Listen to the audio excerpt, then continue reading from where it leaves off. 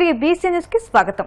దస్తావేజు లేఖర్లు నిరసన కార్యక్రమం చేపట్టి రోజులు గడుస్తున్న ప్రభుత్వ మొండి వైఖరి తీరుపై పలువురు లేఖర్లు మండిపడ్డారు. జీవో 396ను రద్దు చేసి దస్తావేజు లేఖర్ల జీవనోపాధి కాపాడాలంటూ పశ్చిమ గోదావరి జిల్లా ఆకుడిలో నిర్వహిస్తున్న నిరసన దీక్ష 10వ రోజుకు చేరింది. ఈ సందర్భంగా దస్తావేజు లేఖర్లు మాట్లాడుతూ ప్రభుత్వం అమలు చేసిన 396వ జీవోను తలకిందులుగా చేస్తున్న ప్రయత్నంలో భాగంగా తాము కూడా శీర్షాసనంతో తలకిందులుగా వినూత్నంగా నిరసన చేపట్టనున్నారు. జీవో 396ను రద్దు చేయని పక్షంలో ఉద్యమాలను ఉధృతం చేస్తామని హెచ్చరించారు. ఈ నిరసన కార్యక్రమంలో లేఖర్లు అంబటి రమేష్, నిమ్మ నాగు, బండారు సతీష్, ఎడ్లపల్లి సుబ్బారావు, తాడేపల్లి అనిల్ కుమార్, బల్లం ధర్మరాజు, తాడేపల్లి జితేంద్ర, సైలాడ వెంకటేశ్వరరావు, షఫీ, మోటుపల్లి సత్యరాజు, యాళ్ల ప్రభుసోన, రమ్య, మాధవి, రవి, రామారావు, వీరపెరంటలు, కుమారి తదితరులు పాల్గొన్నారు. గత 9 రోజులుగా ఆక్వేట్ దస్తావేజు లేఖర్లు మరియు రాష్ట్ర వ్యాప్తంగా ఉన్న దస్తావేజు లేఖర్లు పెన్ డౌన్ కార్యక్రమాన్ని దిగ్విజయంగా నిర్వహిస్తున్నారు. ఈ రోజు 10వ రోజు పెన్ డౌన్ కార్యక్రమం మొదలైంది. అయితే ఈ దస్తావేజు లేఖలను నిర్మూలించడానికి రాష్ట్ర ప్రభుత్వం 396 అనే 3 డ్రోన్లు ప్రయోగించింది మా మీద. ఈ 3 డ్రోన్లు ఎక్కడా కూడా సక్సెస్ అవ్వకుండా మా లేఖర్లు S-400 అని మిసైల్ పెట్టి ఎక్కడికక్కడ కూల్చేయడం జరిగింది. చంద్రబాబు నాయుడు గారు మమ్మల్ని తక్కువగా అంచనా వేయొద్దు, మేము న్యాయమైన కోరికలు కోరుతున్నాం, మమ్మల్ని మీరు రోడ్డుని పడేయాలని చూస్తున్నారు, కానీ మేము రోడ్డు మీదకి పడేయం. పూర్వం రాచరిక పరిపాలన నుంచి కూడా మా దస్తావేజు లేఖర్లు వ్యవస్థ కొనసాగుతుంది. ఒక రాజ్యానికి సమాచారం ఇచ్చినప్పుడు కూడా మా లేఖర్లే ఉత్తర పరిచిత్రాలు జరిపి సమాచారం మా చేతే రాయించేవారు. అటువంటి వ్యవస్థ మాది. మా వ్యవస్థను మీరు పాడు చేయాలని చూడొద్దు.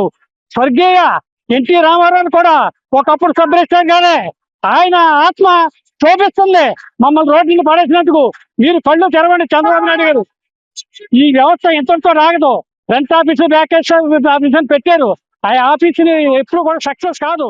రిజిస్ట్రేషన్ శాఖలో దస్తావేజు లేఖరుల కుటుంబాలను రోడ్డు మీద పడేసే విధంగా తీసుకొచ్చిన 396 జీవోని వ్యతిరేకిస్తూ ప్రజల ఆస్తులను కాపాడాలని గత 9 రోజులుగా దస్తావేజు లేఖరులు అని మేమందరం కూడా పెన్ డౌన్ నిరసన కార్యక్రమాన్ని కొనసాగించడం జరుగుతుంది.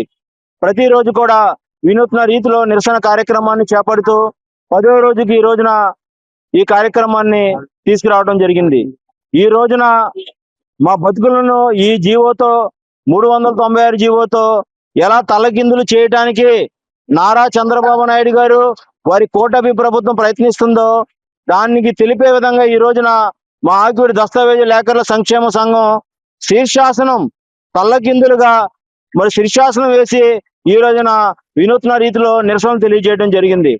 అయ్యా చంద్రబాబు నాయుడు గారు, మరి ఇక్కడ ఉన్న దస్తావేజు లేఖర్లందరూ కూడా చాలా వరకు మీరంటే విపరీతమైన పిచ్చి. ఈ రోజున మా కొలుసు సత్యనారాయణ గారు ఉన్నారు, మీరంటే పడి చచ్చిపోతారు. గతంలో వైఎస్ఆర్సీపీ ప్రభుత్వం ఉన్నప్పుడు పదే మిమ్మల్ని గుర్తు చేస్తూ ఆ పార్టీని దూషించిన వ్యక్తి ఈ రోజున మీరు చేస్తున్న ఈ పనిని వ్యతిరేకిస్తున్నారంటే అర్థం చేసుకోండి. మీరు తీసుకొస్తున్న ఈ జీవో అన్ని వర్గాలను సంతృప్తిపరిచేలా లేదు. ఈ రోజున ఎవరైతే ఆస్తులు కలిగి ఉన్నారో వారు వ్యతిరేకిస్తున్నారు. ఈ రిజిస్ట్రేషన్ శాఖ మీద ఆధారపడి నిరుద్యోగ వ్యవస్థను నిర్మూలించడానికి మరి ఈ రోజున ఒక స్వయం ఉపాధిగా మేము అందరం ప్రయత్నిస్తున్నా. మేము కూడా దస్తావేజు లేఖలను మేము కూడా దీన్ని వ్యతిరేకిస్తున్నాం. మీరు గమనించండి, ఈ రోజున ఒక్కసారి మీరు దీన్ని పునరాలోచన చేసుకుని మీరు ఈ జీవోని సవరణ చేయటమా లేదా వెనక్కి తీసుకుని దీని మీద మరలా ఆలోచిస్తామని చెప్పి ఒక స్టేట్మెంట్ ఇవ్వలేని దుస్థితిలో మీరు ఉన్నారంటే ఏ కార్పొరేట్ సంస్థకు మీరు అమ్ముడిపోయారు అని మేము ఈ రోజున అడుగుతున్నాం. ఈ గత 9 రోజులుగా రాష్ట్ర ప్రభుత్వం రావాల్సిన ఖజానా ఎంత? సుమారు 300 కోట్ల నష్టం జరిగింది. అయినా మీరు కిందకు రావట్లేదంటే మీరు ఏ కార్పొరేట్ సంస్థ నుంచి ఎన్ని వేల కోట్లు మీరు తీసుకుని ఈ పని చేస్తున్నారో మీరే తెలుసుకోవాలి. ప్రజలందరూ కూడా గమనిస్తున్నారు. అయ్యా చంద్రబాబు నాయుడు గారు నమస్కారం అండి. అయ్యా కష్టపడి సంపాదించి మీ ప్రభుత్వాన్ని నిలబెట్టి లేఖలకే కొట్టండి. ఇది మంచి పద్ధతి నాయన, శాశ్వతంగా ఉంటారు మీరు. నమస్తే. కేంద్ర ప్రభుత్వం ఆడపిల్లలకు సుకన్య సమృద్ధి యోజన పథకం ఏర్పాటు చేయడం జరిగిందని, ఆడపిల్లకు ఈ పథకంలో ప్రయోజనాలు ఉన్నాయని, ఈ పథకాన్ని ప్రతి ఆడపిల్లలు వినియోగించుకోవాలని తాడేపల్లిగూడెం పోస్టల్ శాఖ సూపరింటెండెంట్ ఆఫ్ పోస్ట్ ఆఫీస్ ముత్యాల శ్రీనివాస్ పేర్కొన్నారు.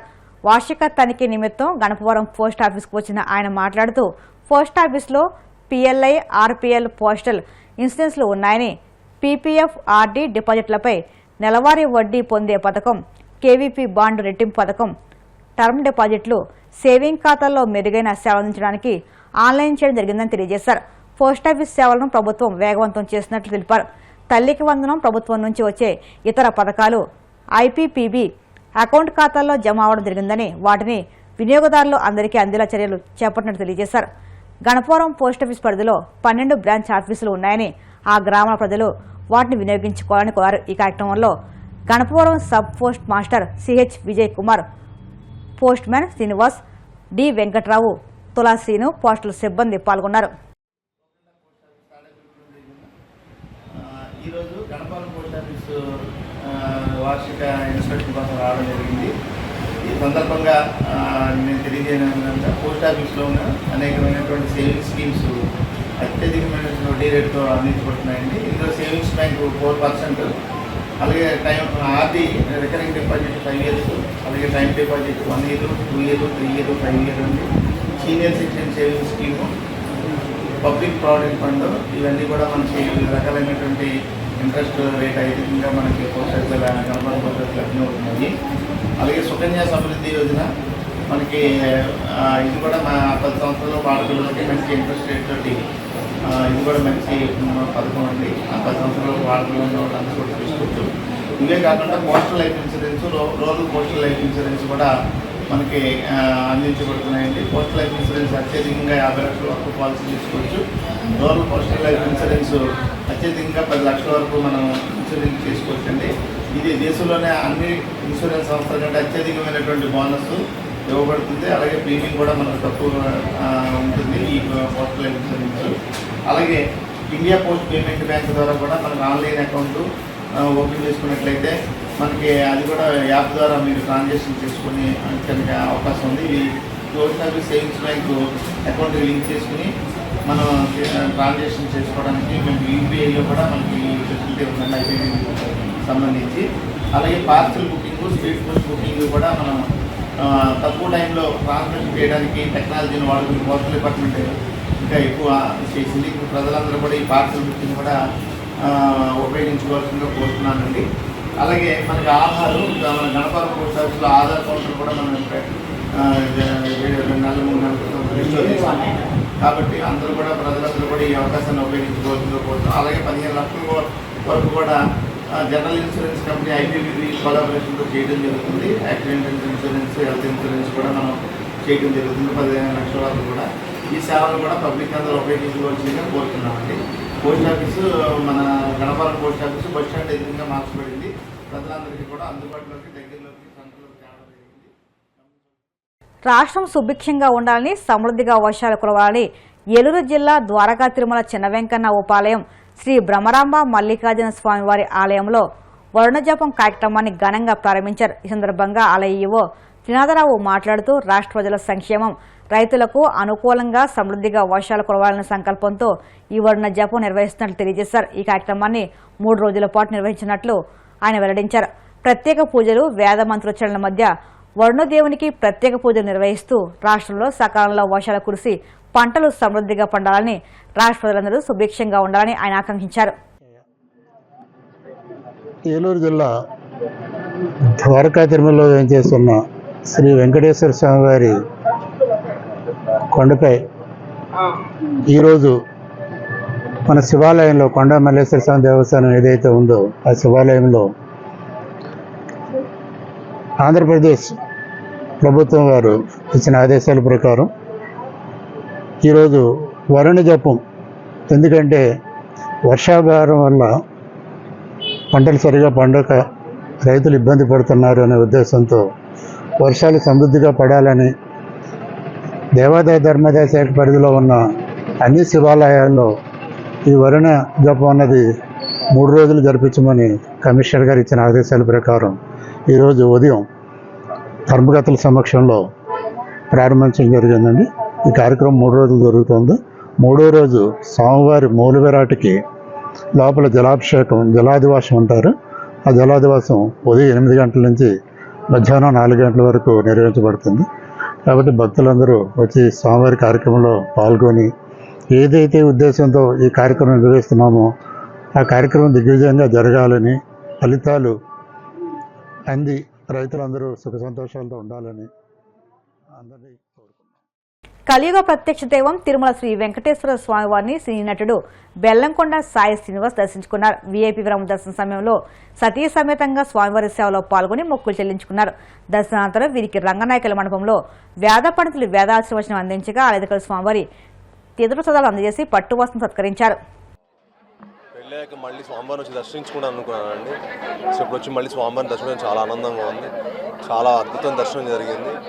మీ అందరికీ చాలా చాలా థ్యాంక్స్. ఇప్పుడు కొత్త సినిమా హైందవ అని చేస్తామండి. గంటికోటలో షూటింగ్ జరుగుతుంది. సో స్కెడ్యూల్ చాలా బాగా జరుగుతుంది. సినిమా అయిపోవచ్చింది. దివాళీ రిలీజ్ కూడా ప్లాన్ చేస్తాం. ఏదండి సినిమా పేరు హైందవ. మూవీ ఎలా ఉండబోతుంది? చాలా అద్భుతంగా ఉండిపోతుంది. టెంపుల్స్కి ఉన్న ప్రాముఖ్యత గురించి చెప్పబోతున్నాం. టెంపుల్స్కి ఉన్న ఇంపార్టెన్స్ ఏంటి. సో మా ప్రొడ్యూసర్ అందరం కలిసి వచ్చాము. సో మీ అందరి బ్లెస్సింగ్స్ తప్పకుండా ఆ సినిమాకు ఉంటాయి. వార్తలు ముగించే ముందు ముఖ్యాంశాలు మరొక్కసారి. దేశంలోనే మొదటి ప్రెసిషన్ అంకాలజీ పరిశోధనకు ఒప్పందం. సీఎం చంద్రబాబు సమక్షంలో ఎంఓయు కుదుర్చుకున్న ఆస్ట్రాజెనకా ఇండియా సంస్థ. ఆషాఢ పూర్ణిమ సందర్భంగా శాకాంబరి దేవిగా దర్శనమిచ్చిన భీమవరం మావుళ్లమ్మ. అమ్మవారి దర్శనానికి పెద్ద సంఖ్యలో తరలి వచ్చిన భక్తులు. కాకినాడ కలెక్టరేట్లో వాడివేడిగా జిల్లా ప్రత్యేక సాగునీటి సలహా మండలి సమావేశం. ఏలేరు నుంచి 53,000 ఎకరాలకు 1000 క్యూసెక్ల నీటి విడుదలకు అంగీకారం. తిరుమల శ్రీవారిని దర్శించుకున్న సినీ నటుడు బెల్లంకొండ శ్రీనివాస్. ఆలయ మర్యాదలతో స్వాగతం పలికిన అధికారులు. ఈ వార్తలు సమాప్తం. మరిన్ని వార్తల కోసం BCN digital YouTube channel, Facebook పేజీని ఫాలో అవ్వండి. అప్డేట్ వార్తల కోసం ప్లీజ్ సబ్స్క్రైబ్.